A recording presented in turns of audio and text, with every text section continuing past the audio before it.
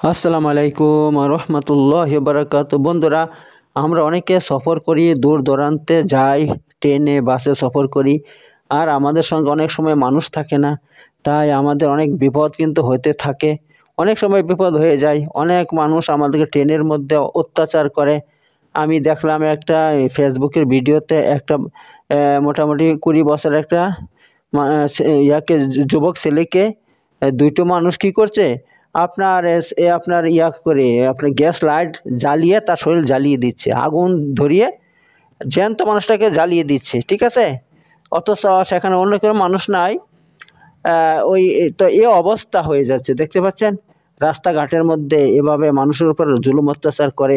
কিন্তু বন্ধু, আমি আপনাদের সামনে আজ এমন একটা আমল বলবো, আল্লাহ রসুলের আমল, যে আমলটা করলে সঙ্গে সঙ্গে ফেরেশতা চলে আসবে আপনার কাছে, এবং ফেরেশতারা আপনাকে সকল বিপদ থেকে রক্ষা করবে। কারো বাপের শক্তি নাই আপনার শরীরে টাচ করবে, কারণ ফেরেশতা চলে আসে এবং ফেরেশতা আপনার কি করবে, রক্ষা করবে এবং আপনার সঙ্গে বন্ধুত্ব করবে।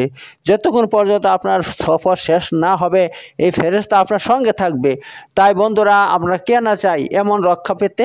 আল্লাহ যদি রক্ষা করে এভাবে ফেরেশতা দিয়ে, তাহলে মানুষের কোনো শক্তি নাই আপনাকে ক্ষতি করার। তাই আমি এখন আপনাদের সামনে এই হাদিসটা রাখবো, হাদিসের আমলটা রাখবো। এই আমলটা কি আপনার সবাই জেনে নিন হাদিস থেকে। আর খুব সহজ জিনিস, এগুলো সহজ আমলগুলো আমি বলে দেবো কি, ঠিক আছে। এই আমলগুলো করবেন ট্রেনে বাসের মধ্যে অনেক দূরে সফর করার সময়, ইনশাআল্লাহ ফেরেশতা আপনার সঙ্গী হয়ে যাবে, সাথী হয়ে যাবে, ফেরেশতা আপনার বন্ধু হয়ে যাবে। চলুন তাহলে হাদিসটা শুরু করি।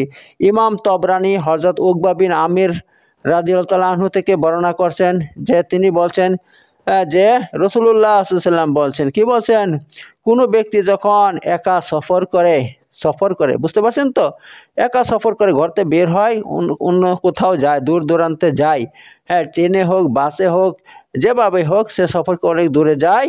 আর ওই অবস্থায় সে যদি মানে এক মনে আল্লাহর জিকির করে, এক মনে আল্লাহর জিকিরে ব্যস্ত থাকে, মানে আস্তে আস্তে মনে মনে জিকির করবে, ঠিক আছে। আর জিকিরগুলো আমি বলে দিচ্ছি, যেরকমভাবে সুবহানাল্লাহ সুবহানাল্লাহ সুবহানাল্লাহ, আলহামদুলিল্লাহ আলহামদুলিল্লাহ আলহামদুলিল্লাহ, লা ইলাহা ইল্লাল্লাহ লা ইলাহা ইল্লাল্লাহ লা ইলাহা ইল্লাল্লাহ, আল্লাহু আকবার আল্লাহু আকবার আল্লাহু আকবার ইত্যাদি জিকির যদি সে এক মনে করে, তাহলে আল্লাহ নবী সাল্লাল্লাহু আলাইহি ওয়াসাল্লাম বলছেন তার পিছনে ফেরেশতা থাকে, তার কাছে ফেরেশতা চলে আসে, তার কাছে ফেরেশতা থাকে, ফেরেশতা তার বন্ধু হয়ে যায়। আর পক্ষান্তরে যে ব্যক্তি সফরের মধ্যে শের মানে কবিতা পড়ে অথবা গান বাজনা পড়ে, হ্যাঁ, গান বাজনা পড়ে অথবা গান শুনে ইত্যাদি যদি করে, তাহলে তার সঙ্গে তার সাথী শয়তান হয়ে যায়, তার পিছে শয়তান লেগে যায়, শয়তান তার সাথী হয়ে যায়। আর বন্ধুরা, যার সাথী হবে শয়তান, সেখানে ফেরেশতা থাকে না, ঠিক আছে। আপনার কাছে ফেরেশতা থাকলে শয়তান থাকবে না, শয়তান থাকলে ফেরেশতা থাকবে না, ঠিক আছে বন্ধুরা।